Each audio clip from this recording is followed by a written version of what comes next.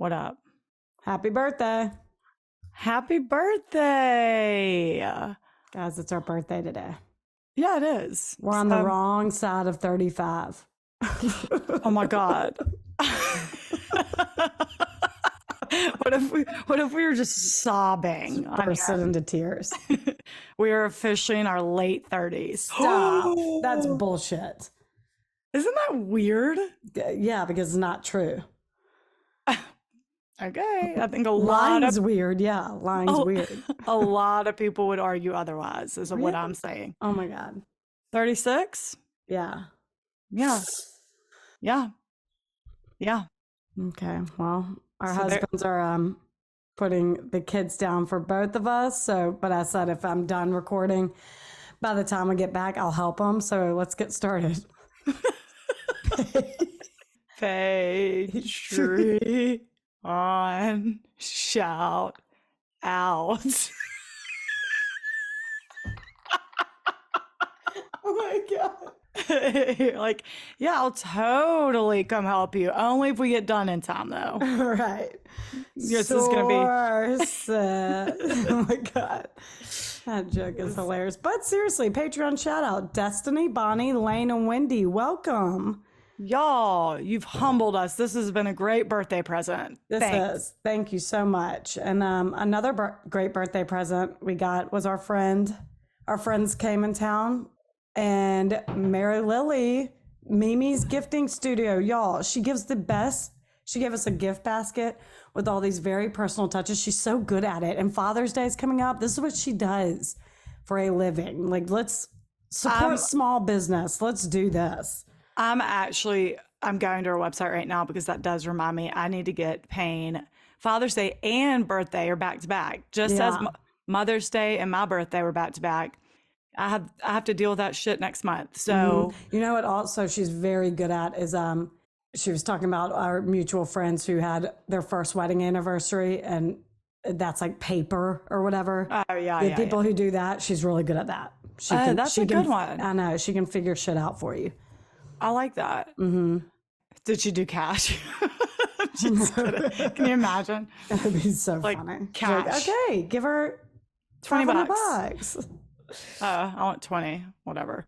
I know. I don't know that me and Barrett never do gifts, but like, we don't if it was this easy, then sure I will. Yeah. Same. So that is mimisgiftingstudio.com. Go to her. Support small business, everything. The only thing I had was I was out of town this weekend and you had people staying with you. So I'm not sure if you've seen it yet either. I have not watched the Dateline yet from Friday. Oh, I have.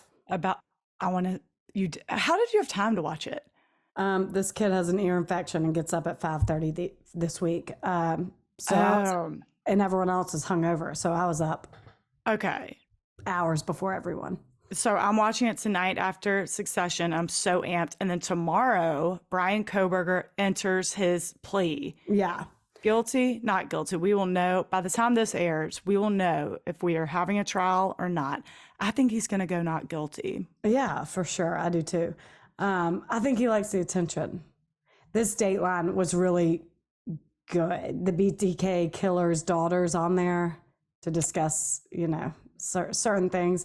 And Brian Koberger's sister knew it. It's amazing. I'm like, damn, they won't comment on that part of it. So that's really what you've heard about that. That's it. The Kobergers won't comment on that? Right. Their attorney says they won't comment on that. But yeah, she was like, why is Brian wearing latex gloves? He has a white Elantra. Family meeting. Yeah. And I heard his dad was like, no, there's no way Brian's responsible. But him and his sister's like, let's go search his car. And it smelled like bleach. Yeah, he just cleaned it with bleach. And when they busted in, they busted in the middle of the night, right? Yeah, but he was awake. He was awake in the kitchen wearing his latex gloves, sorting through the trash. And they're like, yeah. Oh, you're up. Hands behind your back. Hell yeah. They released it. Did they have footage? No. Damn. Actually, not that I saw. I was kind of distracted. So I might rewatch it. But no, I don't think so. Oh my God. I'm so excited to watch it. That's crazy about the sister. But like, Unfortunately, you just it's a nationwide hunt for white Elantra in the Moscow area. Like, I don't know. I would question it too.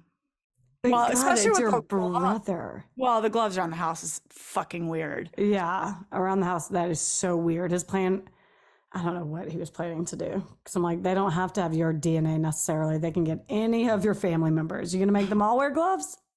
I know. What was the plan there? If that's your son and brother, I'd be like, that is coincidence, right? I guess unless he's Brian Koberger and weird as shit. They do go back to like. That's what I'm wondering if they're like, he has. Well, he has killed a few cats in his day. He's very weird. Yeah. And they found him participating in a message board, very active in it, like years ago, like 2007-ish. Whoa. Mm-hmm. Did they confirm if it was Papa Roger? They pretty much, they say we are convinced. I guess it's not confirmed, but they say we are convinced. Yeah, that's what there was a little back and forth on Reddit. Yeah, I was like, confirmed, he was Papa Roach. And people are like, it was suggested, not confirmed. I guess they're right. But I'm like, you have to be pretty. Papa Roger at this point would come forward if it's not him. For real. And everyone's like, no, he's been active since Brian's arrest. No, he hasn't. If you look at the profile link, the account ID has changed. That's someone else being an idiot. Right. So he is not. I mean, it is. Come on. Let's be honest. It is. And I mean, they've put it on Dateline now. So. Yeah. Wow. Okay. Well, we will know tomorrow on Monday what his plea is. And holy shit. Yeah. All right. Today I'm telling you about the Weepy Voiced Killer. I do not like the sound of this. I've heard of it, but it makes him sound so weak. I mean, it's does he just call crying? Yeah. It would be the worst serial killer name to be given. I bet he was like, God damn it.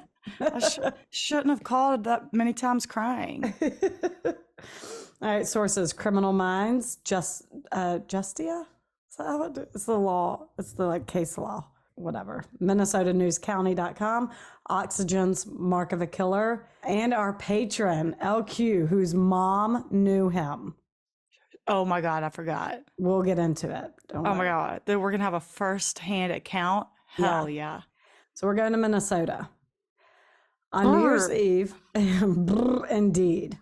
It's cold. New Year's Eve? Yeah. It's like negative 25 degrees. Right. It's one of those where you throw the water and it freezes midair. Yeah. So on New Year's Eve, 1980, 20-year-old Karen Podak was out celebrating with her sisters and friends until about 1 a.m. when she decided to walk home by herself. She was in St. Paul, so there were a ton of people around because it's a pretty big city. Yeah. But she decided to take a shortcut down an alleyway just as a man was driving down. He saw that she had no jacket on. And again, it's Minnesota. It's freezing. It's cold as a witch's tit out there. Whoa. Mm-hmm. And he asked her if she wants a ride. And I don't get in the car with any strangers, but it's 1980. She's freezing and a little drunk. She actually still had her champagne flute in her hand. Hell yeah, girl. You take that roadie. Yeah, she goes for it.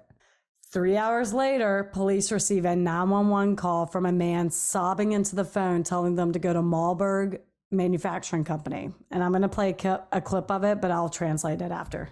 Oh, God. Yes, please. This is an emergency. Please send a squad to Pierce Butler Road, Malberg Manufacturing Company, machine shop. Please, there's an ambulance too. There's a girl hurt there. Can you tell me what happened to her? Just hurry. She's laying on the ground in the back by the railroad tracks, by the edge here. Hurry. What's the address? I don't know. Who are you? So essentially, you're uncomfortable? I'm very uncomfortable. The poor dispatcher's like, oh, girl, can you put your dad on the phone? I need an adult. Can you put an adult on the phone? He essentially tells them to hurry. There's a girl laying on the railroad tracks and she's hurt. The dispatcher asks what happens to him and he says just to hurry. Then the dispatcher asks the address. He whimpers that he doesn't know. Then the dispatcher asks, who are you? Click. So cops get there and find Karen lying naked in the snow with blood everywhere. She's been beaten with a tire iron. So badly that her brain was exposed. I'm going to vomit. I know. Sorry. Oh, God. One cop said it was the worst scene he's ever been to. But Rach, she's alive. No. Mm-hmm. No. I know. Hers is a survival story. Unfortunately, they're all not, but holy shit. Whoa. But due to the relentless beating to her head, she can't remember one thing about her attack, which thank God, but she doesn't have any clue what this guy looks like. She's can't give the police any information. Yeah, blessing and a curse. Right. 6 months later, another incident happens. Kimberly Compton was from a very small ass town in Wisconsin that had a population of 1,000 people. So she's amped to get out and move to the big capital city of Minnesota. Yeah. Which is, Rach? St. Paul. Oh, you did know. Oh, I was going to Miss say. Holland was going to be so proud. Oh, girl, I could do all 50 states. Give me another one. Give me another one. Give me another one. North Dakota. Bismarck. South Washington, Dakota. Olympia. South Dakota, Pierre, maybe? Oh my Let me God. see. All right. I'm not even Googling it. Hold on. Did you think I was going to say Minneapolis like a chump, like a fucking idiot? Yeah, I did. I sure did. Let's see. South Dakota. Capital, Pierre. Oh my God. Oh my God. All right. I'm moving on. So after graduating high school in June 1981, she packs up all her shit, takes the bus downtown St. Paul, and she's very excited to start her new life. She puts all of her stuff in a locker at the bus station and went searching for somewhere to eat. Across the street from the bus station was Mickey's Diner, so she walked there and got the special. It was a barbecue beef sandwich and fries, and she sat in the booth to enjoy her very first meal in her new city. Oh, fun. I don't know. She's just excited, being like, what am I going to do tonight? Sitting a few booths down was a man sitting alone who walked over and started a conversation with Kimberly. They ended up finishing their meals together, and she told him that she was new to the city and didn't know her way around yet. Being the gentleman he is, he offered to show her around, and because she was so excited to explore, she happily said yes. God. A few days later, some boys were playing in a field south of St. Paul and found a dead woman in the bushes by the Mississippi River. She had been stabbed with an ice pick 61 times. Whoa. Yeah, angry. She had no ID on her at the time, but police found her keys to that locker at the bus station, which is where they found all her bags, and her identification was in there. Oh, no. They also saw that she had undigested barbecue and fries in her stomach. So they walked across the streets of Mickey's Diner, and it was still the special. So that's how they were able to piece her night together. Whoa. I know. They did that quickly. They immediately interviewed any potential witnesses at Mickey's Diner, but nothing came of it. There was no physical evidence, so they're stuck. And then 2 days later, the police get a call. Oh, God. I can't with this guy. How many of these calls you got? Just 3. Just 45. Just there's tons of them. Oh, God. Don't talk, just listen. I'm sorry what I did to Compton. I couldn't help it. Don't know why I had to stab her. I am so upset about it. I keep getting drunk. I can't think of being locked up. If I get locked up, I'll kill myself. I'd rather kill myself than get locked up. I'll try not to kill anybody else. Oh, my God. He says, don't talk, just listen. I'm sorry for what I did to Compton. I couldn't help it. I don't know why I had to stab her. I'm so upset about it. I keep getting drunk. I can't think of being locked up. If I get locked up, I'll kill myself. I'd rather kill myself than get locked up. I'll try not to kill anyone else. Click. I mean, but, okay, 1981, we can trace calls. He's staying on the phone long enough to trace that shit. Rach, you hacked into my story and you read the next line. Shut up. Yeah. The very next line, this is what Being a twin's about. And on our birthday, it's just like Forget extra, whatever. ESP. Sure. This call lasted long enough to trace it, and police tried to keep them on the phone while a squad car ran out there, but he was gone by the time they got there. It was some random payphone. Oh my God. I really hit the nail on the head. I know. Police knew it was the same person who had attacked Kimberly Podak, so now they're on the hunt for a guy walking down the street just sobbing. They're like, Can you If you imagine? see any grown ass man walking down the street looking like a bitch, could you call us? Yeah. Just crying. Sobbing. Maybe a little drunk. Maybe a little drunk. Maybe drunk. They released a portion of the calls to the public to see if anyone recognizes the voice and got hundreds of leads. All of which went nowhere, though. God, there's several men like this then? I know. It's very upsetting. Oh my God. They also noticed that both victims were wearing red. Might be a coincidence, might not be. They don't know at this point.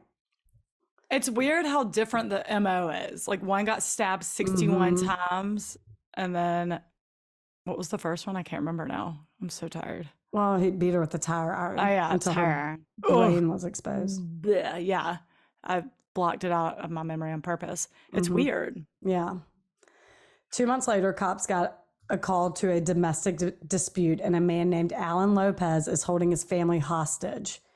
So squad cars are surrounding the house. They have negotiators on the phone with them. And during that conversation, he confesses to murdering Kimberly Compton. Oh.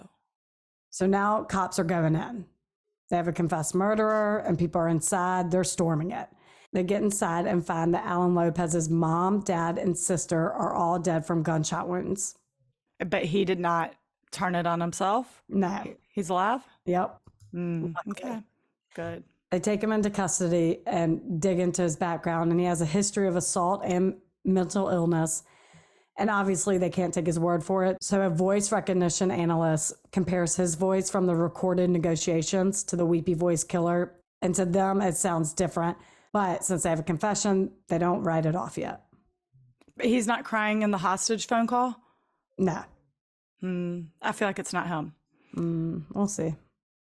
6 months goes by, and while investigators are still trying to determine if Alan Lopez is responsible, he commits suicide in prison. Oh, come on. I know. But then another 6 months goes by without a murder, so they're thinking they had the right man. Yeah. But There on we go. August 6, 1982, 40-year-old Barbara Simons was having a night out at the Hexagon Bar in Minneapolis. She was on the dance floor dancing and drinking with a man she had met that night. And at one point when ordering her drink, she mentioned to the bartender that she hopes the man was nice because he was taking her home later. Ooh. Which seems like kind of like just in case something happens. Like she was telling someone. Yeah. Later that night, the bartender saw them leave together. The next day, Barbara was found in a remote area, stabbed over 100 times. I think a newspaper boy found her too. I'm like, God, these poor boys. Yeah, these kids keep finding. Just finding them, yeah. Then they got that familiar call, Rach. Oh, God, here we go. This is the last one. I'm sorry I killed that girl. I stabbed her 40 times. Kimberly Compton was the first one. Oh, my safe. I don't know what's the matter with me. I'm sick. I'm going to kill myself, I think. Where are you? I'm just going to... If somebody dies with a red shirt on, it's me. I killed both of you. I'm sorry. I'll never make it to heaven. Calm down. The dispatch like, calm down. Oh, Yeah. She's like, you're making me very uncomfortable. And I've had a lot of weird calls, dog. So he says, I'm sorry I killed that girl. I stabbed her 40 times, which no, you didn't. Kimberly Compton was the first over in St. Paul. I don't know what's the matter with me. I'm sick. I'm going to kill myself. I'm just going to. If somebody dies with a red shirt on, it's me. I've killed more people. I'll never make it to heaven. Oh, so it is a red shirt thing. I know. That's so not weird. Alan Lopez either. It was not Alan Lopez. I guess he was just lying. I knew that. Yeah, and you did call that. Cops interviewed the bartender at Hexagon Bar and show him several mugshots, and he successfully pointed out the man Barbara left with. They identify him as Paul Michael Stefani. Paul grew up in Austin, Minnesota, and there's not a ton on his childhood, but a few sources did say he came from a very religious family, and his stepdad would regularly beat him and his siblings. What a dick. One of our patrons' mother, LQ's mom, is from Austin, Minnesota, and went on a few coffee dates with Stefani. Oh. She said that he had a twin brother who was much more sociable and liked than Paul was. So you're the Paul. Oh my God, I was about to say, like me and you. Except But no The sources brother. said that he has a They don't go into family life at all, so maybe that's why. I don't know that he has a twin, but not one other resource or podcast said that he has a twin. So That's so interesting. I like the inside scoop. I know, but she put him in the friend zone real quick. LQ said, "Yeah, you'd have to. He's weird." Did he cry on the date? Could you imagine? He's just like, It's like, this coffee sucks. my coffee's cold, and I just be hilarious. Oh Further my looking God. into him, police found he was recently fired from Marburg manufacturing plant, which is where Karen Podak was. Oh yeah. Which he said he didn't know the address, which was obviously bullshit, but Yeah. He was just drunk. drunk or probably buying time so she would die. Yeah. Police started monitoring Stefani, but one night he managed to go unnoticed by police and solicit a sex worker named Denise Williams. She was 19 and had been a sex worker since she was 13. That's too young. Oh my God, that's so sad. Wait, hello, police? What are you doing? You're supposed to be watching this guy? Yeah. He managed to get away. Somehow they lost him for a second. Okay. Yeah, she was a sex worker since she was 13, but that means she's very street smart and doesn't take shit. Don't start no shit, won't be no shit. That's right. They had sex in his apartment, and then he offered her a ride downtown, which she accepted. On the way back, he was talking about his sexual fantasies, which I read court documents to try to find the details of them, but there was nothing. But anyway, it was enough to give her the creeps because she also noticed they started going the wrong way. And so she's like, oh, this guy's going to try something. And she takes notice of a glass bottle by her feet just in case. Oh, nice. Mm-hmm. She asks where they're going, and he says he has a shortcut. And then he pulls into a dead end, stops the car, and says, some ass, some grass, or gas. No one rides for free. So she has to provide one of those? Yeah. Which I'm like, well, you already got your quote unquote ass. So like, take me the F home. We already did that. The dumbest thing. Stupidest thing I've ever heard. I know. So she was like, oh, okay, then I'll just get out. Yep. She attempts to get out of the car. He grabs her left arm and stabs her in the stomach with a screwdriver. Oh, God. Repeatedly until she falls back into her seat. She quickly reached for the glass bottle on the floorboard and hit him over the head with it, and it breaks, cutting his eye and head. Ow. And he continues to stab her. Then he screams in a high-pitched voice that Denise was just like the rest of the broads. What? You know those women who get all uppity after being stabbed? You're just like all of them. Mad. You get all fidgety. Scream. You're being hysterical. Right. Fuck off. So Denise continues fighting, biting, kicking, scratching. He drags her out of the car, gets onto the pavement, gets on top of her, continues to stab her. She yells that she's dying and all of a sudden stops moving. What the idiot doesn't realize is that he actually pulled into a neighborhood. It's not a remote area. And Denise's screams were heard by a neighbor, Douglas Panning. He ran over and he said, oh, God. Oh, Lord. He heard a thud as Stefani was stabbing her, which was the sound of a screwdriver hitting bone. Mm-hmm. Ow. He grabs Stefani off of Denise, and that's when Stefani turns his attention to Panning. He came after him with the screwdriver, but Panning got away, ran inside and called the police. And by the time he came back, Stefani had fled. Shit. So he stays with Denise until cops get there because he's being a very good Samaritan, and she was actually faking dead. She was just trying to get Stefani to stop stabbing her. Hell yeah. She told police her name was Mary Gross because there was a warrant out for her arrest for breaking probation for forgery or something minor like that. Plus, she didn't want to tell the cops that she was engaged in the act of prostitution. So she told them she was hitchhiking instead. She was taken to the hospital and had a punctured lung and liver. But she lived and she was treated. Denise eventually told the police the truth about her real name and hitchhiking, which later would be used against her in court, but whatever. Okay. All right. Meanwhile, Stefani returned home and made a call to the police, but not to whimper about hurting another woman. No, it was to request an ambulance for his bleeding head. Oh, from the glass bottle? Uh-huh. perfect. I know, great. He told dispatch he got beat up, which you damn right you did. Yeah, he did. And he needed medical attention. His voice was quickly recognized by the police department. So cops put him in a picture lineup and went to the hospital, and Denise successfully pointed out him as the guy who attacked her. Hell yeah.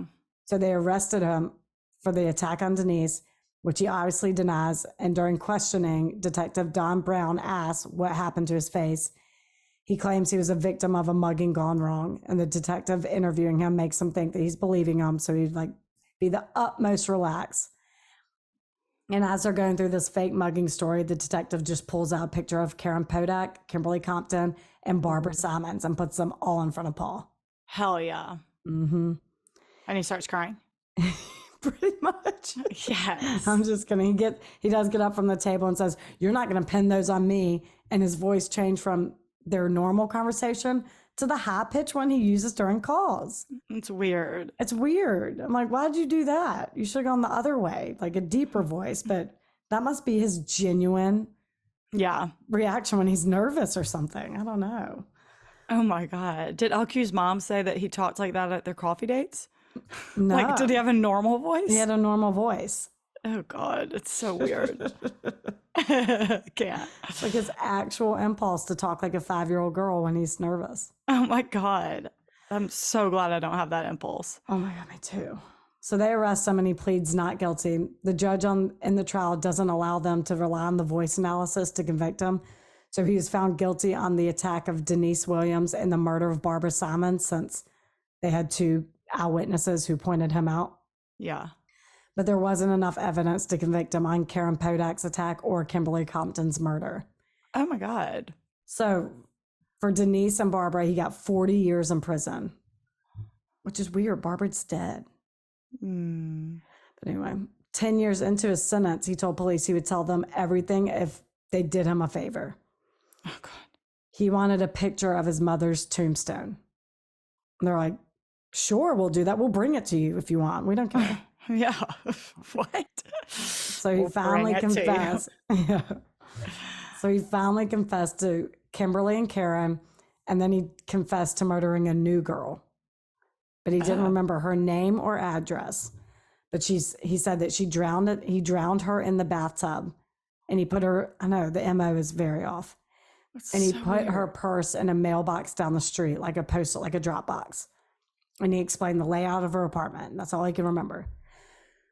So detectives looked at cold cases and found Kathleen Greening, who mysteriously died in her bathtub in 1982, 2 weeks before Barbara Simons was murdered. Her purse was, in fact, found by a mailman in a drop box. They went to the evidence locker and they checked her address book, and the very last name she had written down was Paul S. Shut up. I know. So Wait. finally, her family gets closure too. But that case went cold? Yeah. Isn't that I mean, crazy? You can That's tell. like good evidence. Like, she dies mysteriously. Her purse was found in a very weird place, and there's an address book with name and contacts of people she'd recently been in contact with. Like, there you go. I don't think they thought it was a murder. Well, I know, but wouldn't you think if you found her purse somewhere weird? I don't know. Oh, yeah, you're right. And like, it sounds like everyone he attacked was young. The oldest one being like 40. Yeah. Like, this one he she did not drowned call. and he didn't call. He didn't Interesting. call. This is the only victim he did not call after. That's Which just is weird. So weird that was like, oof, that's a strange death. Oh well, do. Interesting. Okay. All right. Yeah, I guess the All right. 80s, man. Classic 80s. But I guess, and it's weird that there's a little backstory there where they knew each other, like they clearly met. She clearly put his name in his address book Yeah. to be seen again. Like they're going to see each other again. So I'm like, that's the one you didn't call the cops on when they were randoms. He called sobbing. Yeah. That's weird. Uh-huh. So the motive, they think criminal profilers believe his Catholic upbringing made him believe that if he confessed to his sin, he would be forgiven. But unfortunately, it does not work like that. Not in the court of law. Sorry, No. Paul. So sorry. Could you imagine if it did? The mayhem. Oh my God. You're like, okay, look, I'm sorry. And they're like, Yeah. oh, y'all, he's sorry. He said he was sorry. He told us. He also had a girlfriend from Syria who moved back there due to an arranged marriage, and He's criminal like, really? profilers think that he's secretly killing her with all these victims. He was pissed. But he says he just heard voices telling him to do it. And at the time, when he would start killing them, he would, in his mind, be like saying, kill, kill, kill. And then it would stop, and he'd be like, what am I doing? Holy shit, she's dying. I need to stop. And it became a game. Mm-hmm. But the calls didn't sound like sympathy for the women. It's all about him not going to jail or getting into heaven. It's all very weird. So I would love a little psychological analysis on this dude. Yeah. But I don't have one, unfortunately. You didn't do one? People do. I didn't do one for this one. Whip one up real quick. Yeah. But that is the story of the insane Paul Michael Stefani. Wait, is he still alive? No, he died of cancer because that's why he wanted a picture of his mom's tombstone. He had terminal cancer and he just wanted, I don't know. Oh, okay. When did he die? Do you know? Wanted a keepsake. I can tell you in 2 seconds. Oh my God. I'd heard of that before, but I didn't know the story. I feel like anytime anyone's given a serial killer name, it's a big one. So I'm like, I know it, but I don't. 1998, he died. Oh God. I know. Was it too high profile? No, it's not. I'm saying I don't think anyone really knows that. The calls are just fascinating to me. I'm like, and he's like, you've got to find, there's so many calls, but one's like, why haven't y'all found me? And like, you haven't said your fucking name yet. Just say it. We'll find you real quick. Walk your ass in here. We'd be happy to see you. Good Lord. So stupid. And then I'm like, this is not doing you any favors. You're not going to heaven. Let's just face that right now. Yeah. And I don't know what the red shirt thing was. It's just all very, one podcast was like, which this really pisses me off, thinks that he was like getting them to engage in sexual acts and sinful things, which for all we know, he raped them. Yeah. Yeah. And then punish them for being sinful whores. Yeah. I can see that. That's so obnoxious. Screw you. I hope that's not true. Mm-hmm. Oh my God. Good one. Thanks, everyone. Happy birthday. I'm going to go eat my birthday dinner. Me too. You are the best. People are the worst. Bye.